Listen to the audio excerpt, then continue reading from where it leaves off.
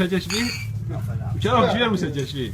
هذا واحد. ايه لك يطلع عده خاف يروح عنده فيسبوك ويشوفني. لا ما يشوفك، ما لك شغل بس ترى. واحد هذا جبت مسجل مالنا مال الوقف. ايه المسجل ظل يمه. فكان شو يقول لي؟ يقول لي 60,000 مال المسجل بس واير لحمه. انا قبل عفته وطلعت غلست. عفت المسجل يعني. المسجل وطلعت. صار له جد 4 اشهر فقلت البارحه من ما قلت حرام اصلا مسجل سعره 400,000 يروح. والله حرامات هذا بالطوابق اشتريناه.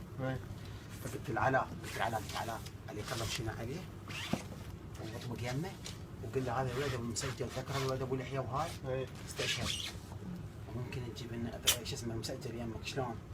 فعلى سوى النغط نزل له فهمت كل شيء كامل علاء. طب قال له الولد مره جاب لك مسجل وما اعرف شنو هاي السالفه.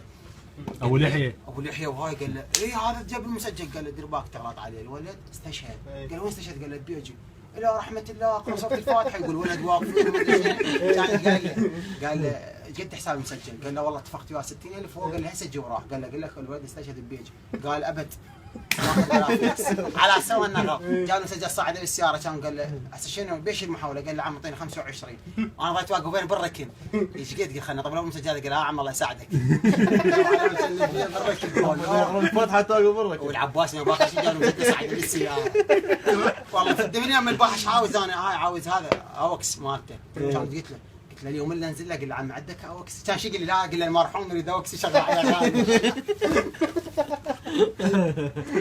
كان الواحد متنا من الضحك. انا برد اروح له وجنب بي على يقول لي لا عيب يعرفني وهو لك ساعه يقرا لك سوره الفاتحه. قلت لك خلاص